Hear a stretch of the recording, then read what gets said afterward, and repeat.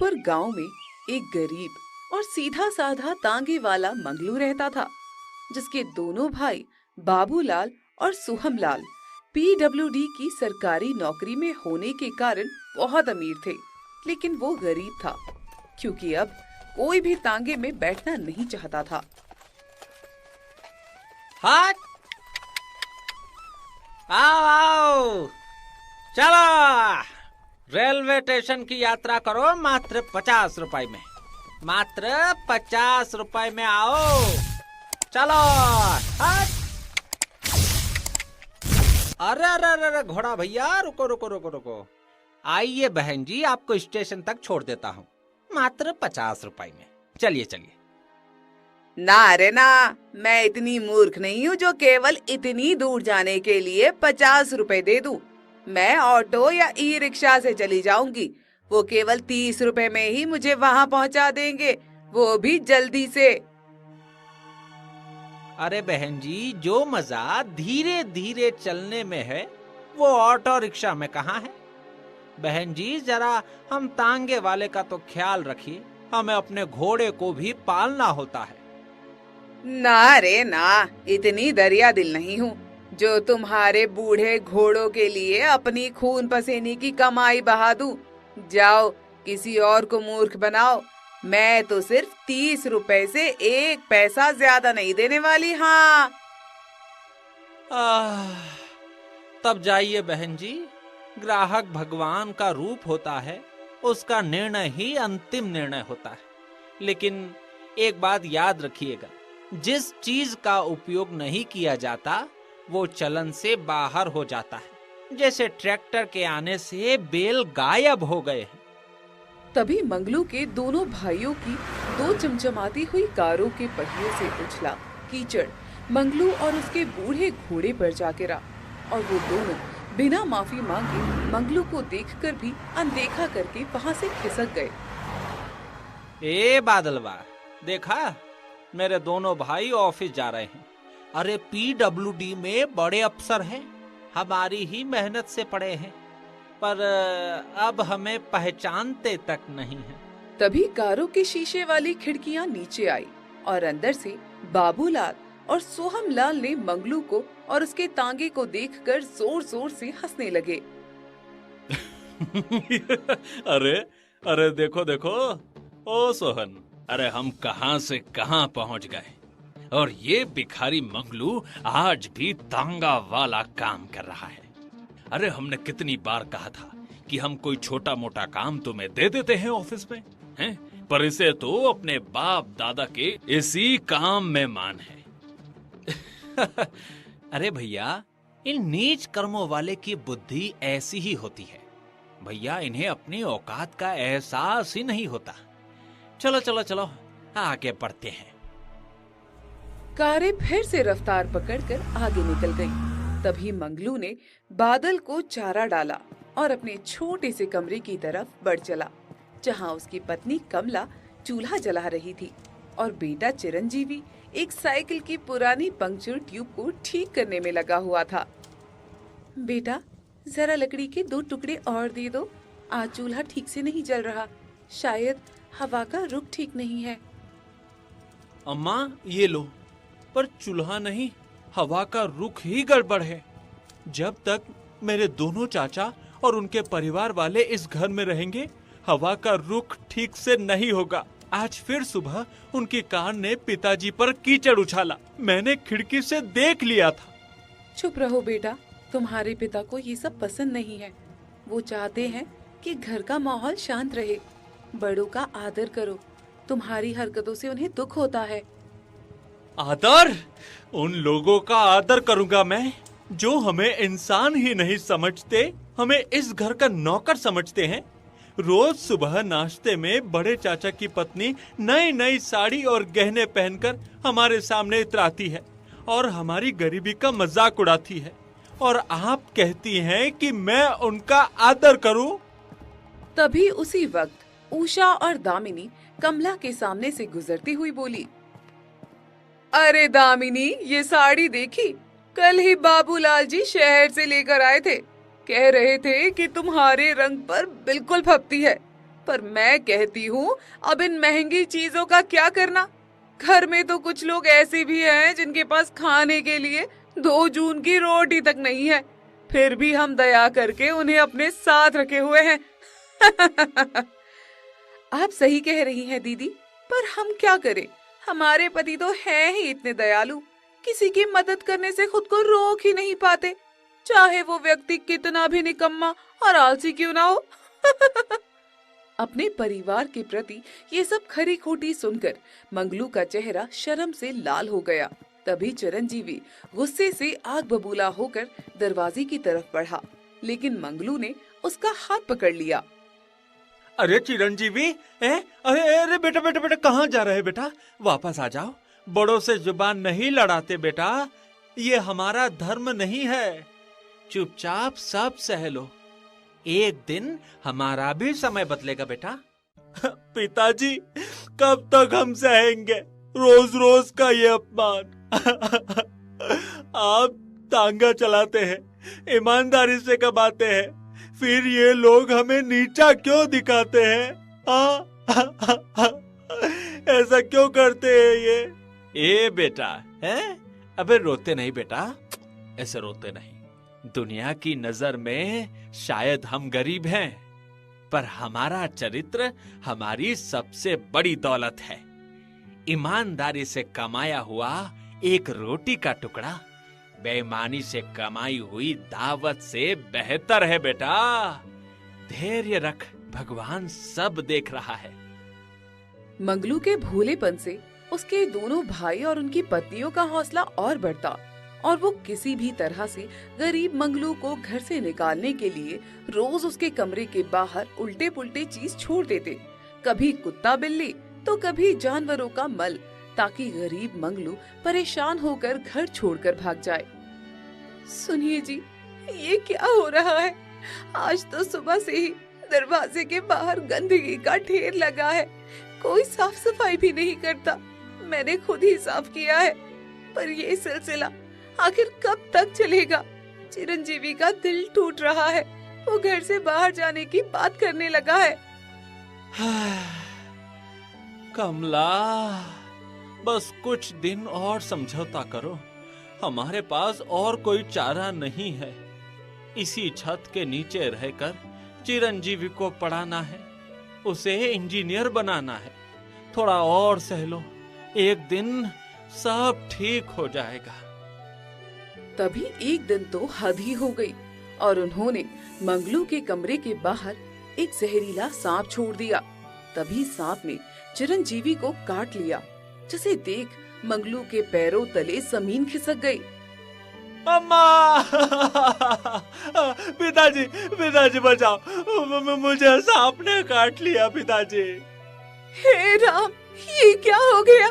सुनिए जी, जल्दी आइए, बेटे को सांप ने काट लिया है। हे भगवान! अरे चिरंजीवी, मेरे बेटे, अरे डरो मत, मैं तुझे कुछ नहीं होने दूंगा बेटा। तभी मंगलू ने अपने बेहोश बेटे को अपनी पीठ पर उठाया और तूफानी बारिश में ही वैद्य जी के घर की तरफ दौड़ पड़ा।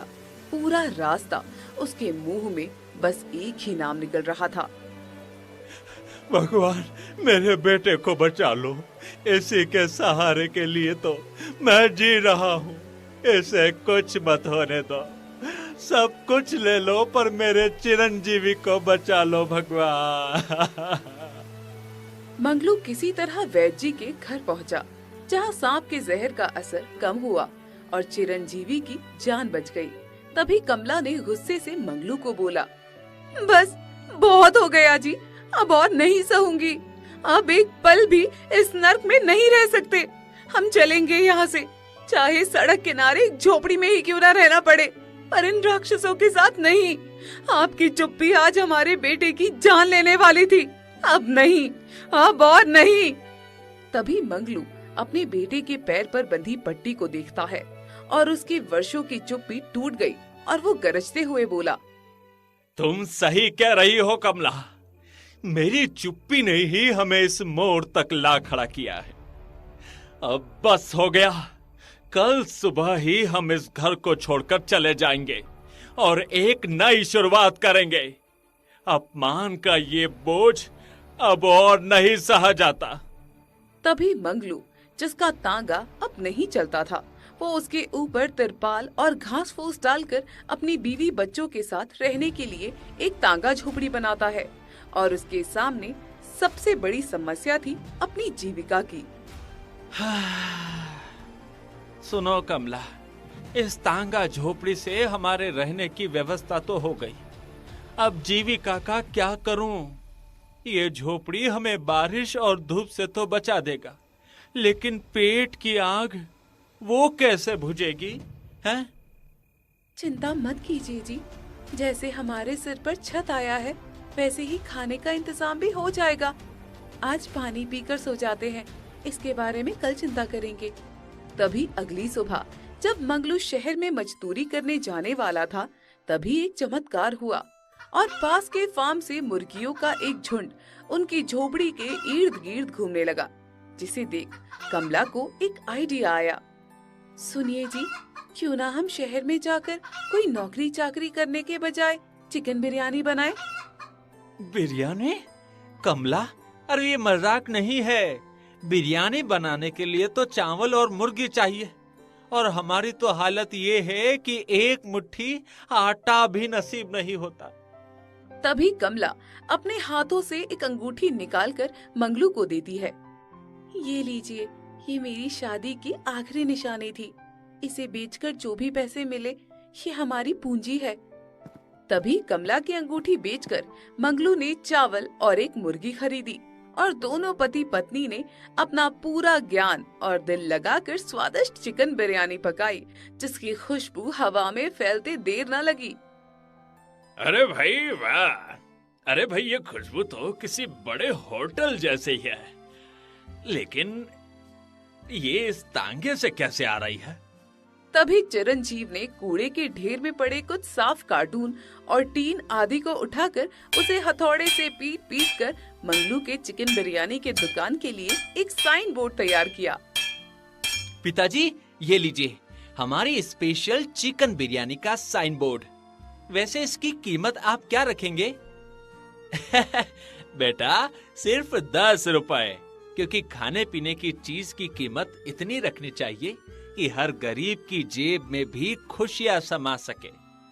तभी देखते ही देखते अच्छे स्वाद और चिरंजीवी के ग्राहकों को आकर्षित करने के नए नए तकनीकों के कारण मंगलू का चिकन बिरयानी तुरंत हिट हो गया और तांगा झोपड़ी एक चहल पहल वाले ढाबे में बदल गई। सुनिए जी, आज तो 50 थालियां बिकी हैं।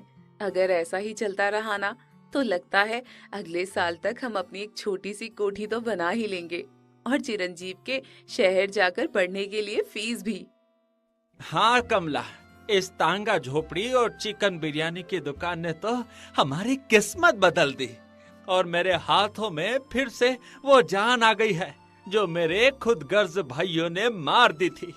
लेकिन ये बात उसके दोनों भाइयों को रास नहीं आती, और वो अपनी पीडब्ल्यूडी में सरकारी नौकरी का दुरुपयोग करते हुए सड़क पर अतिक्रमण करने का फर्जी केस बनाकर मंगलू के ऊपर भारी भरकम जुर्माना लगा देते हैं।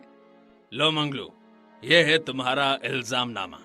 ये सरकारी जमीन है और तुमने अतिक्रमण किया है, इसलिए 50,000 रुपए का जुर्माना भरो, नहीं तो पुलिस से कहकर अभी जेल भिजवा दूंगा, समझे? 50,000? अरे ऐसा मत करो भाई, ये तो मेरी पूरी कमाई है। तुम मुझे मार ही क्यों नहीं डालते भाई? मरना तो आसान है मंगलू, जीते जी तड़पना ही असली सजा है। अब देखते हैं तुम्हारा ये टांगा झोपड़ी कितने दिन चलती है। सुनो ड्राइवर, अभी अतिक्रमण करने के लिए इस तांगा झोपड़ी को नेस्त नाबूद कर दो। तभी उस जुर्माने को भरने में मंगलू की सारी जमा पूंजी चली जाती है, जो उसने एक नया घर लेने के लिए गुल्लक में इकट्ठा की होती है, और उसका तांगा झोपड़ी भी बुलडोजर से तोड़ दिया जाता है। सब खत्म हो गया, सब कुछ खत्म हो गया कमला। ये जुर्माना तो ठीक उसी रकम का है जो हमने जोड़ी थी। ये कोई संयोग नहीं है। नहीं जी, अभी कुछ खत्म नहीं हुआ। जब तक हमारे हाथों में हुनर है और दिल में हिम्मत, तब तक हमें कोई नहीं हरा सकता। तभी चिरंजीवी की इंजीनियरिंग की बुद्धि काम आई और उसकी नजर एक बेकार टूटी फूटी ऑटो रिक्शा पर पड़ी और अपनी कॉलेज की बचत और मैकेनिक की समझ का इस्तेमाल करते हुए उसने दिन रात एक करके उसे ठीक किया और मंगलू के जन्मदिन पर उसे उपहार स्वरूप दिया। पिताजी, ये लीजिए, आज आपके जन्मदिन पर मेरी तरफ से एक छोटा सा तोहफा है। आज से हमारी चिकन बिरयानी की दुकान टांगे पर नहीं बल्कि इस ऑटो रिक्शा पर लगेगी और हम सारे गांव में घूम घूम कर चिकन बिरयानी बेचेंगे। जुग जुग जियो बेटा, जुग जुग जियो। ये ऑटो तो सच में कमाल का है। अब हमारी 10 रुपए वाली बिरयानी इस ऑटो की सवारी कर कर शहर के कोने कोने में अपनी खुशबू बिखेरेगी। अब कोई भी हम पर अतिक्रमण का केस कर हमें रोक नहीं सकता। धीरजपुर गांव में मंगलू की ऑटो बिरयानी की चर्चा अब हर जुबान पर थी और उन्हीं में से एक थे गांव के बुजुर्ग रामदयाल शर्मा जी, जो हर शाम मंगलू के ऑटो के पास बिरयानी खाने जरूर पहुंचते, जिनकी बेटी ईरा देशमुख एक डिस्ट्रिक्ट मजिस्ट्रेट थी।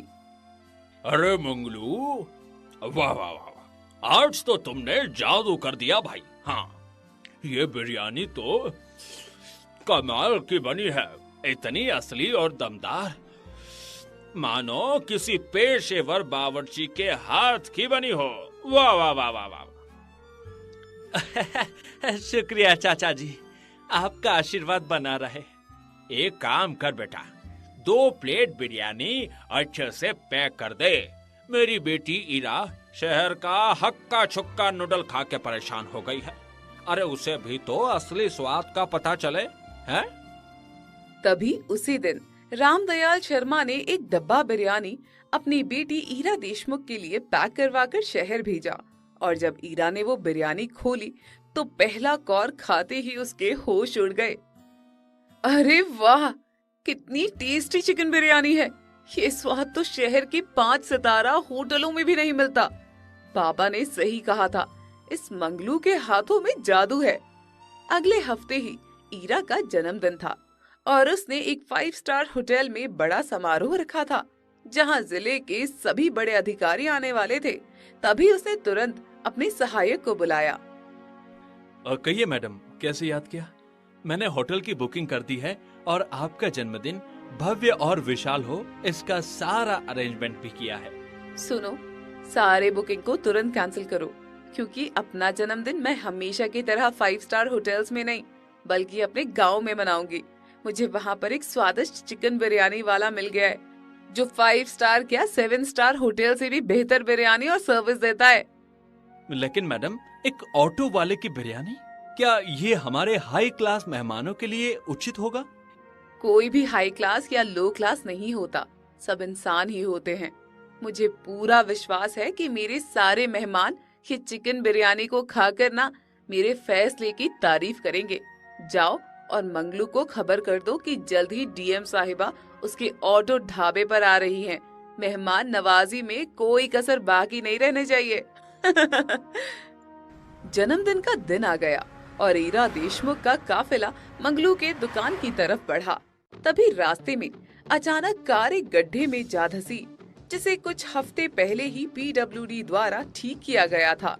कार का एक पहिया हवा में था और दूसरा गड्ढे में फंसा हुआ था। अरे बाप रे, ये गड्ढा कहाँ से आ गया? अभी पिछले हफ्ते ही तो इस सड़क की मरम्मत हुई थी।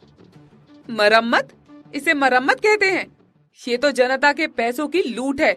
यहाँ तुरंत पीडब्ल्यूडी के अधिकारियों को बुलवाओ। मैं यहीं बैठकर इसकी जांच करूंगी। आज पता चलेगा कि ये सड़क कागजों पर बनी थी या जमीन पर। तभी डीएम ईरा के आदेश पर वही सड़क किनारे एक अदालत सी लग गई। फाइलें निकली, कागजात जमा हुए और जांच में पता चला कि बाबूलाल और सोहम लाल ने मिलकर सड़क निर्माण के नाम पर करोड़ों रुपए की लूट की थी और पीडब्ल्यूडी विभाग को चूना लगाया गया था। तुम दोनों भाइयों को शर्म नहीं आती? जनता खून पसीने से कमाकर टैक्स भरती है ताकि उन्हें अच्छी सड़क, अच्छी सुविधाएं मिल सके, और तुम दोनों हो कि अपनी जेबें गरम करने में लगे हो। ईरा के फटकार से दोनों भाइयों की सिट्टी बिट्टी गुम हो जाती है और वो दोनों एक दूसरे पर कीचड़ उछालने लगते हैं। वो बात दरअसल ये है मैडम कि मैंने मटेरियल सही लगाया है। आप इस सोहम को पकड़िए, क्योंकि पाइपलाइन बिछाने का काम यही देख रहा था। वाह भाई वाह, खुद न पकड़े जाओ इसलिए सारा इल्जाम मुझ पर डाल रहे हो। मैडम, ये झूठ बोल रहे हैं। दरअसल इन्होंने ही अपने एक फ्रोडिया दोस्त से सारा मटेरियल सस्ते दामों में 20% कमीशन के बदले में खरीदा था। अब सारा इल्जाम मुझ पर डाल रहे हैं।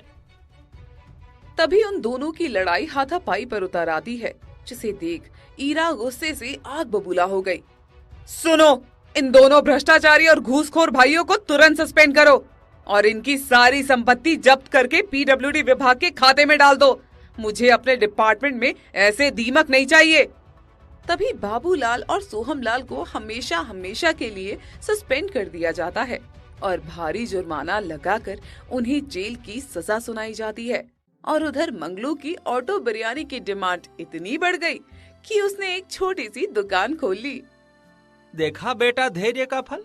मेरे दोनों भाइयों की अकूत संपत्ति, ना खत्म होने वाला ऐश्वर्य है, कैसे एक ही पल में धूल में मिल गया। इसलिए कहते हैं कि जीवन में धैर्य रखते हुए ही जी तोड़कर मेहनत करना बहुत जरूरी है। धीरे धीरे मंगलू की 10 रुपए की ऑटो चिकन बिरयानी सारे गांव में प्रसिद्ध हो जाती है और वो हंसी खुशी से रहने लगते हैं और अपनी दोनों भाभियों की भी मदद करता है, जो कभी उन्हें नीचा दिखाया करती थी।